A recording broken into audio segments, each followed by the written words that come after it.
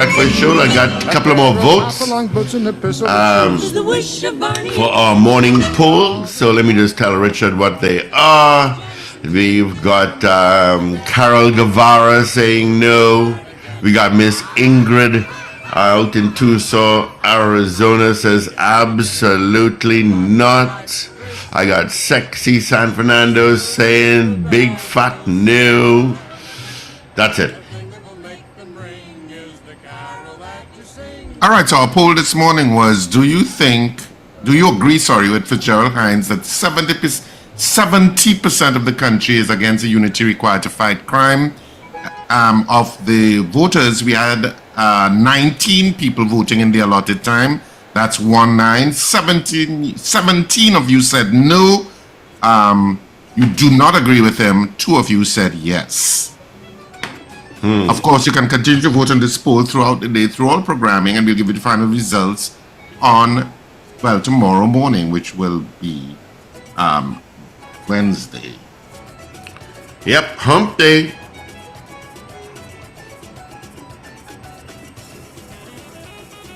All right.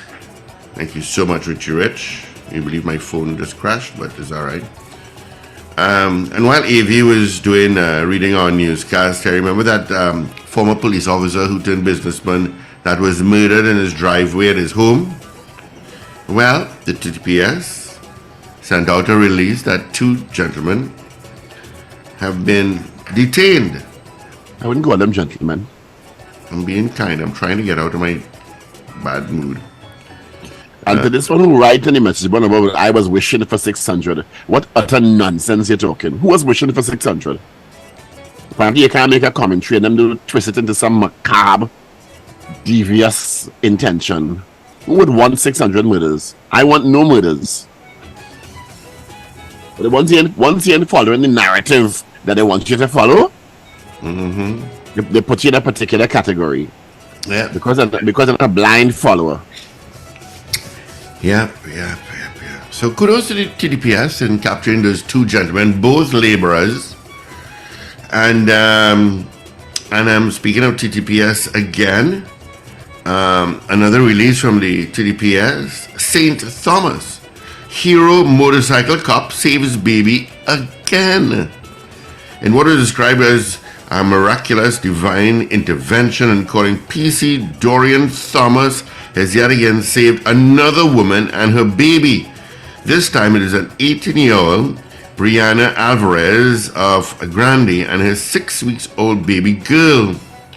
They were in distress encountering a near-death experience, and while on the beat, as they put it, last Friday in Sangre Grande, the motorcycle cop attached to Eastern Division traffic section responded to a report of a child experiencing difficulty breathing.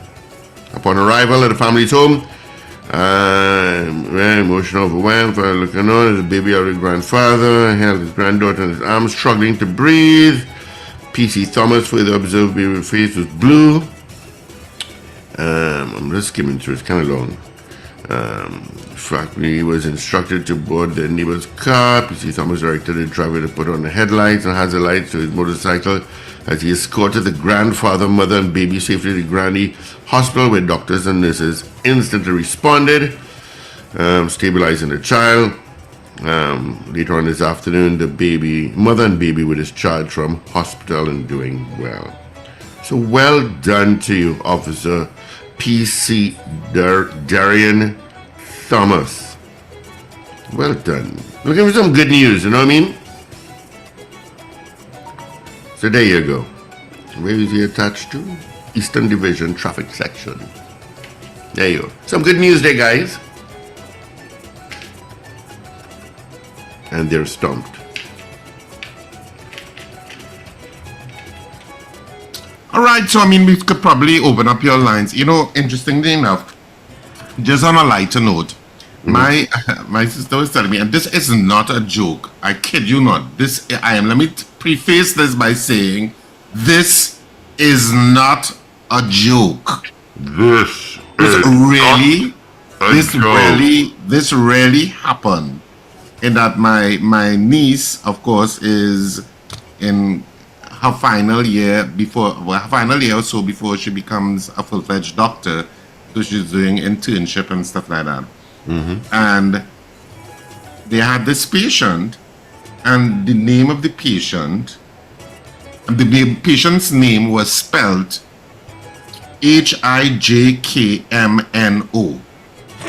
So like Hitchkno, Hijkmno. So they went in, the supervising doctor and stuff, and they went in and they were asking the family members of the person. I think it was a child. It's a child because it's pediatric. And they say, well, we're not so sure to pronounce the child's name. Is it like Hitchkno, or how do you pronounce the name? Because it's Hijkmno. They said, no, the name of the child, how you pronounce it, is Noel.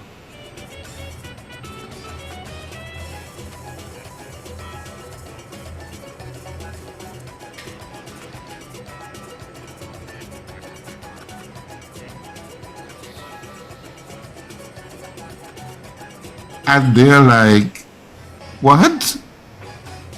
And she said, no,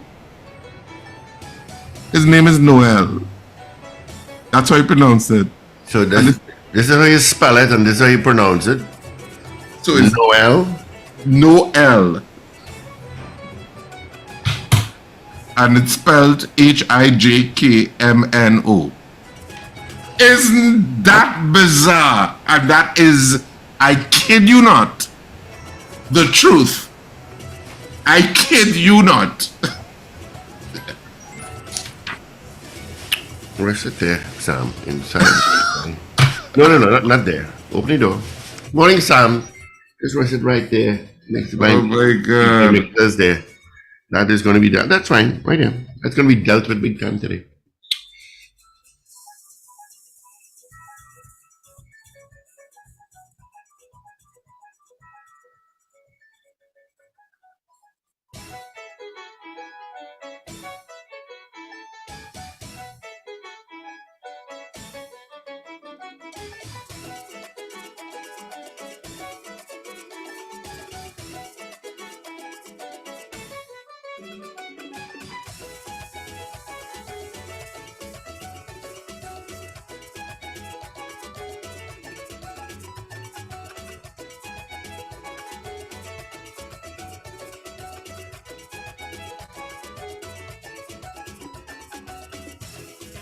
I just want to tell you all that Sam said tomorrow when you come to the office for a little lime, we all be getting goodie bags.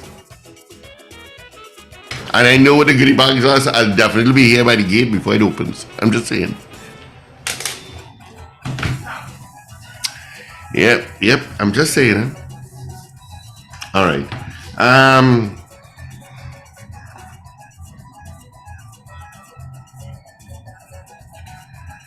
All right.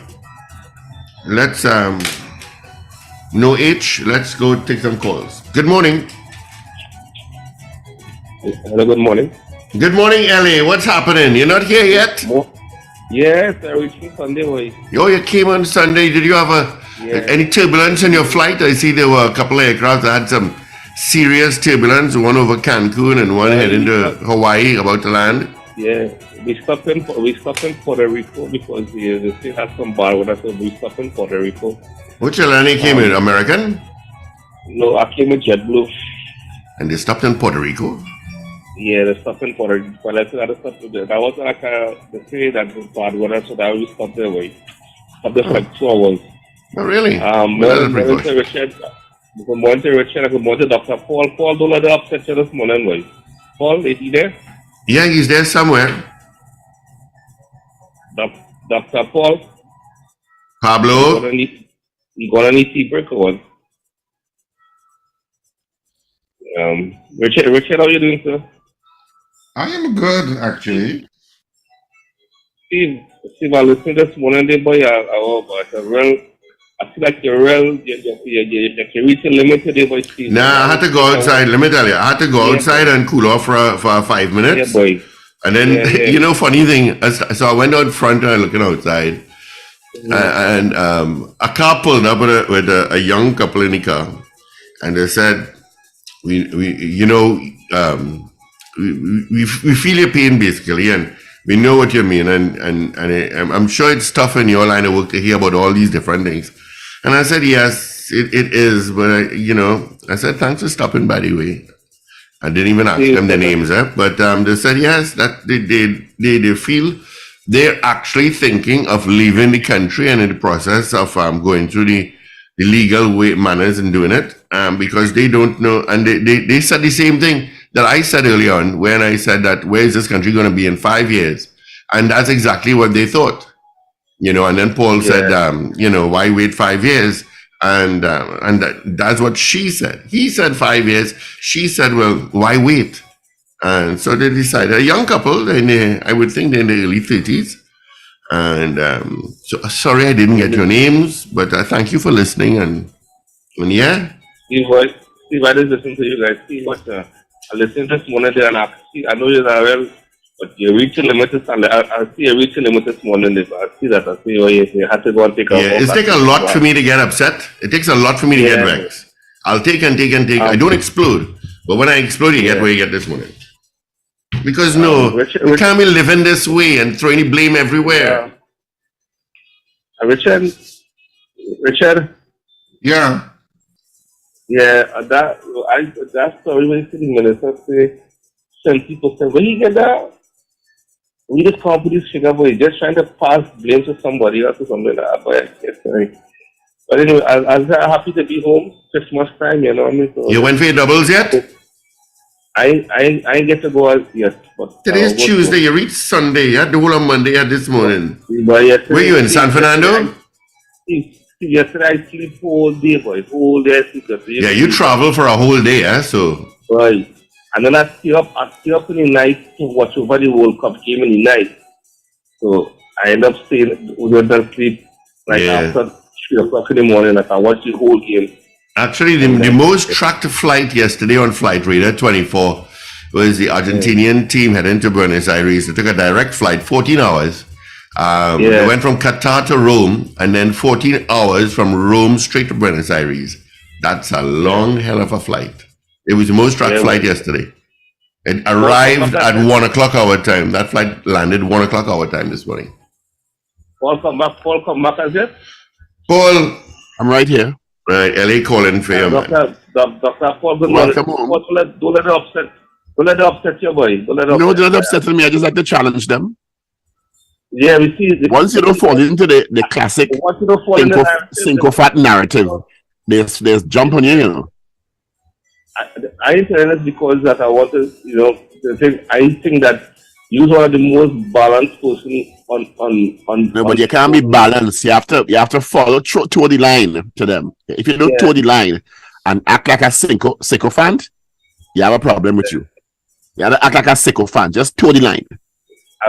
I feel and Steve make me think Steve gets so bad that he has to walk on the shoulder. So I never see Steve upset so boy. I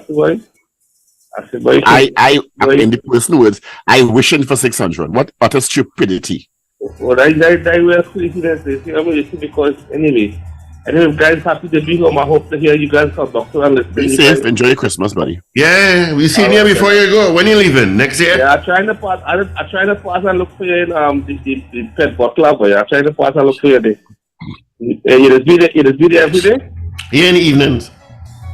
All right, okay. All right, guys. You guys be good, man. I'm a day job still. I wish Richard had a play, but he stay here alone for the Christmas. No, he doesn't have any. But compete for Christmas. Yeah, all right. You guys, you're listening, man. All right, buddy. See one for all the flights don't get vexed, man. I'm not vexed. We have time to get back to that stupid thing. Go for your doubles. Where are you? In San Fernando? Place when they're talking the foolishness. Little Marabella. All right, go Marabella Junction. They're selling some doubles there. Pick up 10. Plenty pepper. I wish they could call it. Somebody dragging numbers out of their head and more than 50% of this and 20% of this and adding to random percentage numbers and coming up with really?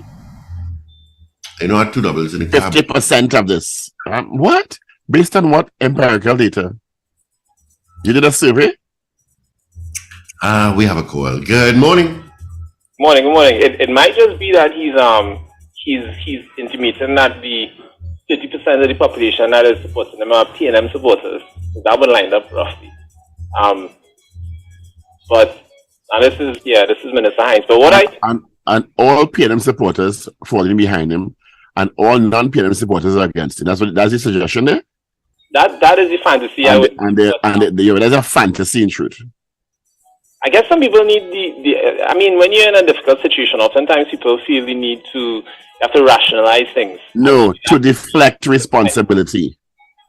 That too. But what I'm interested in is who's responsible for bringing together the country. And Derek, let me just come to and when I say that, the crime, somebody go jump on and say, I don't mean he's responsible for the crime. You know, some always think. Yeah. Well, this again, you see, what is happening is that you're creating.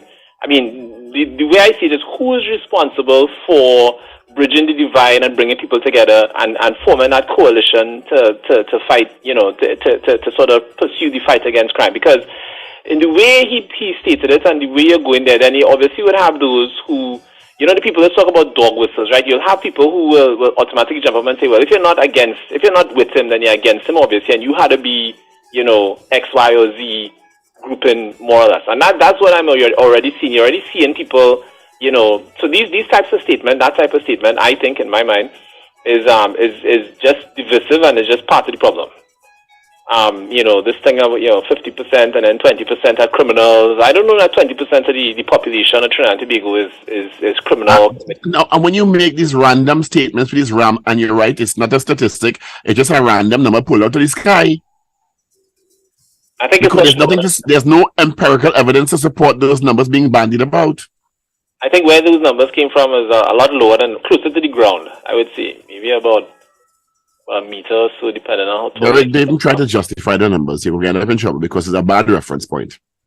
Yeah, I mean, I think it's going to be difficult. I understand the difficulty that like the commissioner and anybody who is at the helm of national security now, those leaders would have to do. And I think he is probably beginning to set up that narrative for the end of the year when people are obviously going to want to have, to account, because the question is, what did you do? Let me tell you where it comes from. It comes from the false rumor the other day that he got fired, that turned out not to be true, and that the population responded to in a kind of really, And I think he's responding to the sentiment that he's not a very popular minister in terms of how people view his effectiveness. And I think he said further that, what he said that, people, basically that he's the employee and people are the bosses, and that, help out your employee here. But that is, it's unfortunate. And I would expect more statements of that nature coming forward in the next couple of weeks, because as I see 600 plus, whether or not you say that, that's where we go in the national security minister, not the national, the Ms. Christopher said that, well, it's a fact more or less, and that's where we head, and you can't deny that, so there are people who would choose to probably bury their heads in the sand, or just probably choose to not acknowledge that fact because it's inconvenient, it's an inconvenient truth. But, we need to have these difficult conversations, and if it is that somebody just isn't doing what needs to be done or isn't effective in the rule because they are divisive by their utterances, and this is not the first time he said stuff that he's had to, well, in the past, he said things that he had to kind of walk back after the fact, right? And somebody somewhere has to recognize that, well, this arrangement isn't working and we need to try and change it up. I'm not saying that, call elections and that kind of thing. I'm just saying how you need to find the right person for the job. And that's a good question. Is he the right person for the job? And if not, who then? But this is it, so this is it. But one of the things this is it. Quite frankly, I think given where we are, it's a large part of it is perception of the public, and a large part of it is actual effectiveness. Given where we are in criminality, I don't think changing or putting somebody else is going to make much of a difference in the short to medium term. But I also think that the population has made up their mind about him in a particular way, which is also not productive for him and the fight against crime?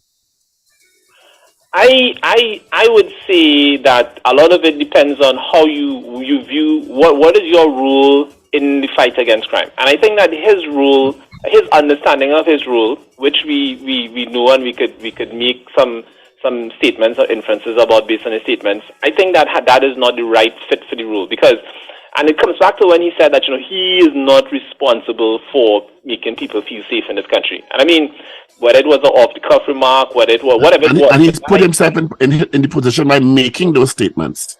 And now, technically, he is not responsible for fighting crime on the ground, but in an overall sense, if the Minister of National Security is saying he is not responsible for making you feel safe, is that the actual statement? I don't want to misquote him. That's the actual statement he said to Fazir Mohammed in response. Yeah, so when you make a statement like that as Minister of National Security, you're going to get licks. Yeah, and that's it. And in people's mind, the question is, well, if he's not responsible, he had to walk it back, and he did afterwards. But I mean, it was made, and then now the Prime Minister isn't, who's responsible? And it just seems like they just keep kind of passing the buck down, right? And they keep passing it around, and then you have the unfortunate statement. Well, not fortunate, unfortunate, but you have the statement that I think the opposition rightly holds up. I would say that the government, if Dr. Rowley said when he was opposition leader, if the government, can't solve crime, then they part of the problem, right? So it's the politicization of this, and then the need to score political points, and then that's really what this, in my mind, is all about. Just political leveraging and maintaining the score politically and trying to respond things, and that is preventing us from having the kind of conversations we need to really address this and taking the actions.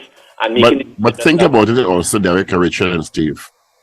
As Minister of National Security and Prime Minister in this context, because of the huge platform you have, more carefully crafted messaging and communication is only going to work to your benefit in rallying the troops. And he is right. Crime is not about the government or the minister or the police commissioner alone or law enforcement. It's about the entire country having a particular mindset to discipline and reporting criminality and joining the fight against crime. But you have to have a carefully, well-executed message about that. And when you make clumsy statements, it doesn't help your cause. I agree, because, one of the facts about crime and fear of crime in Trinidad and Tobago in particular is that, we have this thing called the fear of crime paradox, which is manifested in it. You observe it in Trinidad, where the people that are most fearful of crime are not the ones that are most likely to be victimized. So in our context, that translates more or less to, you have East Indians, people of East Indian descent are most fearful are among the groups, or if you disaggregate, fear of crime by ethnicity, East Indians are most fearful, but where they live, there is least likelihood of them being victimized, essentially. And then the challenge now is, how do you properly, at the same time, treat with their need to feel safe, and most of the time people. What was that statement, Mr. Day? Is it Eastern? Did you say to feel the most fear of crime? Is that what you say? That's what I said. That's what the data shows. That's what has been shown in Trinidad. This thing about the fear of crime paradox is something that is observed internationally. And are there other factors coming into a particular ethnic group feeling more vulnerable than others? Well, it's also seen not just in ethnicity, but also like in sex. So women, for instance, are more fearful of crime than men, but they are least... For obvious reasons. For obvious reasons. But when you look at it, an East Indian woman is the most fearful category. When you look at just sex and ethnicity as variables. So sex, ethnicity, those factors... When you disaggregate, and what do you think as a data analyst is responsible for that particular phenomenon? Well, that particular phenomenon, as I mentioned, it's a manifestation of something that is a little bit deeper, if you will. And so in other countries, it'll be other ethnic groups. But essentially, I think is the way humans operate, and it's like when you in a situation where it's high crime, you basically have to adapt. And I think you have to adapt. So if you live in a crime, people getting robbed, people getting shot, and you have to go about your business on a day-to-day business. Do the statistics support from CAPA that East Indian women are being victims of crime more, whether it be murders, rapes, assaults, robberies, etc. So we know this from where people live, essentially. And Now, I'm not talking about perception, I'm talking about the raw data. Is so it yeah, true raw that- data. The raw data shows that it's the urban African descendants or of African descent that are most likely to be victims of serious crime like homicide. But that's why I asked the question where the perception comes from, because if the actual data of occurrences of crime in various categories doesn't support that, there must be a driving reason why that women in that group feel more vulnerable. So as I said, right, it's a broader issue, and it relates to the way humans respond. It's like a psychological thing, the way we respond to fear, essentially, and to things that make us fearful. So what you're seeing is not, it's sort of a manifestation. So this just emerges, but the underlying cause is something that's just unique to humans, and everybody sort of responds in the same way, but it's just the way people live and where they live, and because we live in communities that might have more of one ethnicity than another, and then where crime concentrates. Basically, that's what emerges. It's a sort of an emergent property, I think. But the corollary of this, or the important takeaway, is that you now have to craft your messaging in a way that accounts for that, because there are people who might be different to you. So what you might be feeling as a person, as a leader, whatever it is, your perspective is different. And by perspective, I mean the fear that you might feel is different to what somebody else might feel. And that's why I asked the question, what's driving the perception? Because you can't invalidate people's feelings. There's something driving the feeling the person has.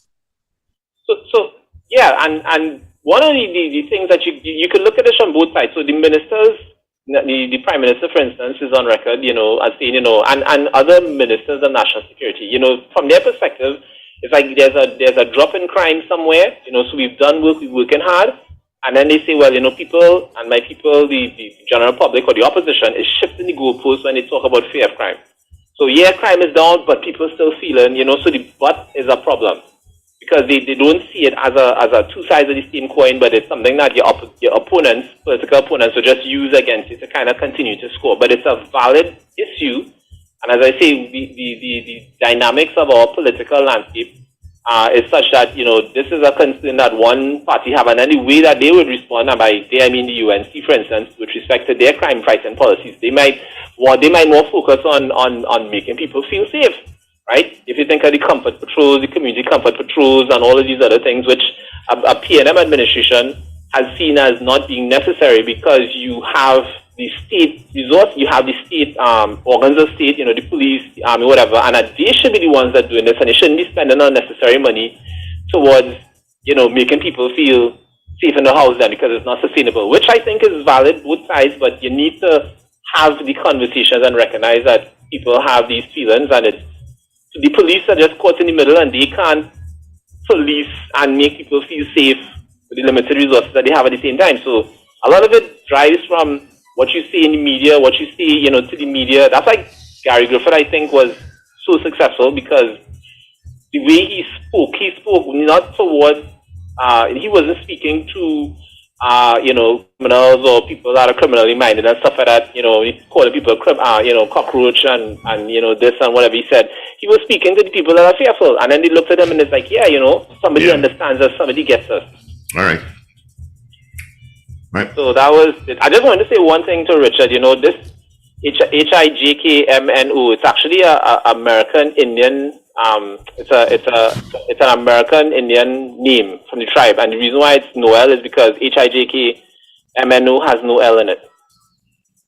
No, I understand why it's Noel. Yeah, but it's not.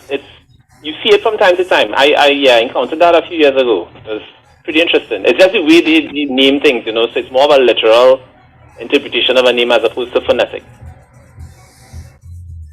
All right. Thank you. All right. Yeah, we're taking in calls. 222-8255, 612-8255. Of course, in the Power Breakfast Show, we have a no P and no R with us this morning. All right. Good morning. Hello? Good morning. Hi, good morning. Is now a good time to expound on my statement? Yes. Nice.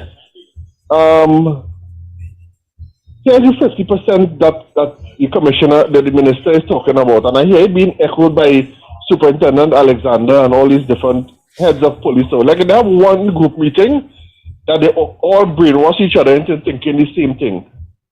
You see, for people like me who call and ask, where's the video footage of the 4 young men always shooting Port of Spain? I am now considered as the agent of the enemy. You understand? I am one now categorized as an aid to the criminal element because I ask questions, because I question the police, because I don't trust the police blindly with everything that they say. I am now an agent of the criminal element. So they chalk up people like me who do not believe everything that the police says blindly as now part of the problem.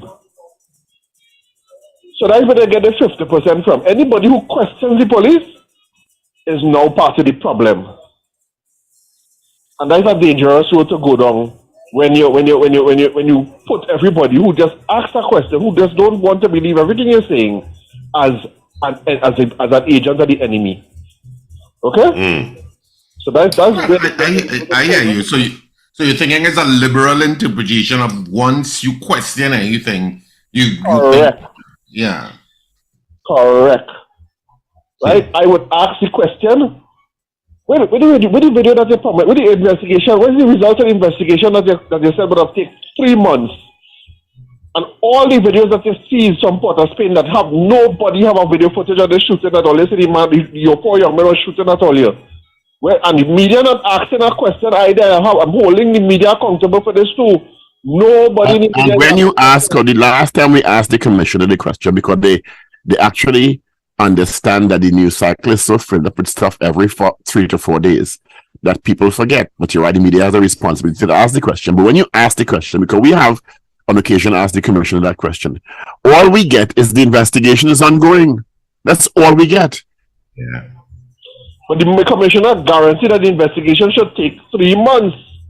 It's going on. The commissioner guaranteed a lot of stuff that hasn't come to pass. So, and even if you ask him again, all he will say and all he has said is the investigation is ongoing. What can you do after that? Tell me. Well, I guess not much, but we need to keep it on the front burner so that they know that we are watching them. Right? But we're going into a different tangent now because the whole point about it is that don't ask questions, otherwise you're now thrown into the 50% category. Toe the line. Continue the narrative. With the police, yes. If you don't toe the line and continue the narrative, you're a troublemaker. And you're wishing for 600 people dead and all kind of foolishness. Yes, Paul. That is exactly it. They glorifying the murders and they want to murder really 600 people. Yes, that is the problem. Okay? All right. Thank you. Have a good one. All the best to you, my friend. Good morning. Morning, gentlemen. Morning. Morning. I want to agree 1,000% with Dr. Richard's view this morning. That this whole issue with crime is not solely on one, but all agencies, all persons, all of us have to take responsibility. And I've been saying that for the longest while. Right? And particularly, I feel that maybe a lot of resources have to be invested in the Ministry of Social Development in terms of identifying persons who are at risk, in terms of the family life, etc. All these things have to be instituted. And maybe it's a bit too late to reform possibly the older heads. My friend, may I suggest they already know who the vulnerable groups are? It is to do something about it. Another survey, another scan to tell you, we know where the vulnerable groups are. We know where they live. We know the circumstances under which they became vulnerable. We know all of that. We need to stop this constant looking at more surveys and use the data we have and come up with more effective intervention, more sustainable intervention plans. Yes, because to me it's just a waste of resources and regurgitating information every time, right? And get back to the same point. And what I say, investing a lot in terms of the young minds, in terms of molding them into forming, for them being part of of a model society as it be, and understanding their responsibility within society, and helping especially adverse mothers who are single mothers, especially who are dealing with this issue in terms of raising that child in these conditions, right? But at the same time, it comes like Groundhog Day that we politicize the issue of crime and keep putting appropriating blame on one individual, or maybe looking at the commissioner of police, not saying that they don't have the responsibility, yes, right? But we also have to look at ourselves. Simple little infringement in law in terms of littering in front of your children, it conditions them in time to be persons who are lawbreakers, right? Not instead of molding them and understanding, well, each of their actions contribute to the whole, right?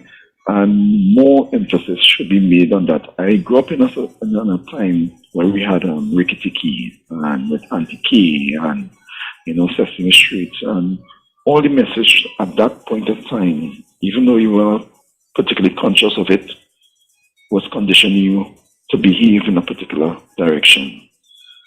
Look at that time to now, right? I'm not saying that you need to bring back that, but look at that time to now and see how it is that youths themselves, there seems to be a separation between the family home, distance, there's no communication. Everybody's on the phone around the center table, right? There's no learning in terms of the elders, your grandparents, in the absence of grandparents, neighbor, etc. We need to look at those things and start bringing us back. Just in final, I just want to, in case I don't get the opportunity, to wish you all and the 412 family a very safe and Merry Christmas. And Steve, if it's possible, just to bring my Christmas spirit back in bed this morning, let's see if you could play Lord Lester, Merry Christmas to me, please, a old traditional Christmas song. All right? All right, thank you. Not a problem. I'll look for it. Hopefully I have it. Thank you. All the best to you, my friend. Good morning. Good morning. Good morning. Morning. Paul, are you there? Yeah, Right here. Good morning. he's no P today. Morning, Paul. I know you don't like to hear this statement, but the statement that the minister made today, that you all spoke about today, reminds me of that statement. I've said it on this program a couple of times, and I know you don't like this statement, but I'm going to say it again. The government treats the citizens in this country like a battered wife syndrome. I'll explain why. I don't like this statement at all. No, I don't like this statement at all, but I will explain it to you. I don't like this statement. I don't like this statement because battered wife syndrome is grounded in a paradigm where women are being abused and losing their lives, and I don't like the analogy at all. So I understand that. I understand your sentiment, but I don't like the statement. Right. Here's why I say that. There is a problem with crime and the situation with criminals and everything. And once again, the Minister of National Security, instead of accepting what it is and dealing with it how it is and whatever, here's what he decides to come and here's the statement he decides to make. Well, it's not we, it's all your fault. You understand? Not that I expected him to do anything as the Minister of National Security. As you rightly said, Paul, I think 75% of the blame falls squarely on the shoulders of the justice system, the judiciary, and whatnot. I understand that. But instead of passing the buck to who it's supposed to pass to, here what you say now. It's not we. It's 50% are all here and 20% of the rest are all here. And want to now blame us for the problem. Right? The rivers flood, the place flood out. It's not we that then create proper drainage. It's all here because all here does throw garbage or in any way.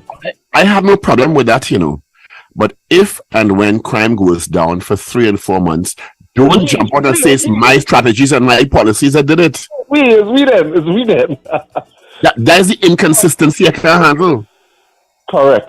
So at that point, it becomes mine. I own that. But when it's not going good, it's all here. The police. It's because of the efforts and the strategy of the government and the police. When it goes down. Yeah, you see, we have only 200 murders. Oh my God, the government working for you, and the police service is doing a great job of preventing crime. But when it goes up, it's not we. It's all you're not partnering with the police. It's all you're not giving the police information. And now I'm hearing the narrative. If we pay attention, police don't do investigation anymore. Now we're only depending on information from the population. And because when they don't get the information from the population, we can't solve a crime without information from the citizenry. We don't do investigations anymore. We don't do intelligence anymore. We don't do stakeouts anymore. Nothing like that. The only way we can solve crime is if all you come and spoon us and tell us everything that we need to know to solve the crime. Right? I'll leave it there. To be fair, intelligence can only come from people. Police can't talk to dogs and get intelligence. Intelligence can be gotten from stakeouts, from surveillance, from all different sources. But a large part of police intelligence comes from talking to people. Investigation, including information, yes, but they can be arrived several other ways. Phone tapping, wire tapping, all these different things can be done to get intelligence. All right? Have a good day, gentlemen. Yeah, man. Have a good one. All right. So 222-8255, 612-8255. Toll free North Americans, 866-525-1099. Good morning, Ms. Ingrid, once again. And I did find the Lord Lester Merry Christmas song. I'll play that after 8 o'clock for sure. All right. Good morning. Good morning, caller. Hi, good morning, guys. Morning. I want to wish you guys Merry Christmas. Be safe out there and take care. Wonderful program. Always listen to you guys on my way to work. Thank you. I just have one comment to make. I hope I'm not falling on anyone else. This 7 years. The government is together. Let's say, for example, I guess Fitzgerald Hyde was there. Add up all the murders and how much family it connected to. And try to, let's see, what are the numbers and the family with the hopes of a government or a minister of national security saying that I'm not responsible for your safety. Where is the people's future? Where's the vision? And imagine the kids that are coming along in that family to understand this concept while they're having a dialogue with their peers in all brackets of life. It's mind-boggling. All right. Okay, guys, I leave that there. Thanks. Thanks, buddy. Have a good one. Merry Christmas to you. Good morning. Morning. How are you? We good, man. We good. Morning. Richard, Wendell, you can. Mm-hmm. Wendell, wherever he is, everybody morning. The matter of crime. You don't think that police could stop crime? Like the officer, the police officer lady talk about fix them. People have to fix themselves. Police can't stop crime. People have to stop crime from within themselves. You understand? Because if a man decide he want to thief, or he want to rob somebody or kill somebody, I need think nobody could stop that. You understand what's going on? You have to want that for yourself. It come like a drug addict. He has to realize he have a problem and he has to go to get help. But every people don't realize they don't have a problem. You understand? Nobody could deal with that situation. You could bring them to court. You understand? You could have speedy justice and thing. And Mr. Paul Richard, I find they're supposed to give everybody a firearm. Because I don't want to be staying long in my house and somebody pounding on my door and I have nothing to help myself. You understand what's going on? Something wrong with that. So I is a sitting duck waiting for you because you have thing in your hand and me have nothing. That don't make sense. I believe you have to fight fire with fire sometimes. You understand? That's what I believe. All right. All right, Mr. Patrick, thank you so much. Thank you so much. Good morning to you, Joy. She says she's very sad the way you guys badger the country every day. All right, Joy, send me a message of some of the good things, and I'll say it. All right?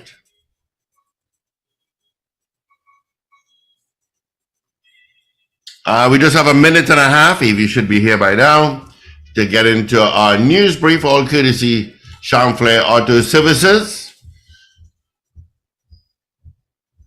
And then I'll play that Lord Lester Merry Christmas for our caller as we head towards our 5 days to Christmas. Tomorrow is Hump Day Wednesday.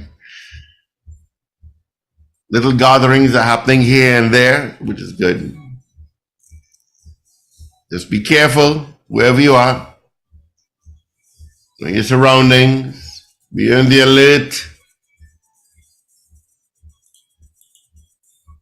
You have to be. Even when you park in the malls, there are robberies taking place at groceries. To let you know that when you go to your vehicle, so be careful. You know.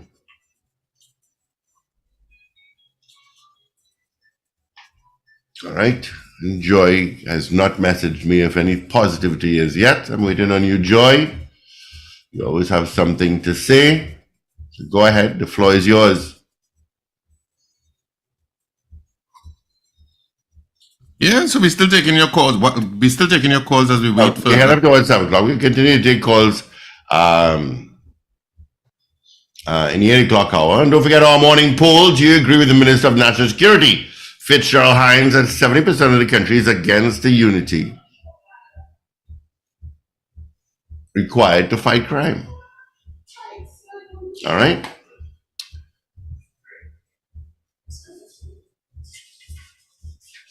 All right, AV is going to come in and sit down here. So let's go. So 222 talk 222-8255. North Americans 866-525-1099. People on the web and the app. You can weigh in. Crime is always a huge concern. It's the number one concern, I think, of Trinidadians and Tobagonians. I don't even have to say I think. It is the number one concern of Trinidadians and Tobagonians in the country today. What's wrong with you? Let's talk about the sunshine on the beach. So, and I mean, I know for people not living here, it can come across very grim.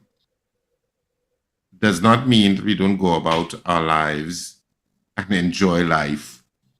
Two newscasters for the price of one. Wow. Within the parameters of what's going on. Imagine that. But as a morning show, we are required to bring attention to these things. Not at all. Talk about the beach. Because it's bringing attention. Well, I appreciate the chatter, young man. We do have to get into the news updates at 8 o'clock. What the hell? I am making a point. Shall we? Go your way. And who's answering the phone in the music room at this time? Watch me. The both of them tied at the hip, you know. Let me tell you. Exactly. The twin here. This is your news bulletin from Power 12 Digital. It is time for your updates to 8 o'clock this morning. A mother and her toddler were shot to death last night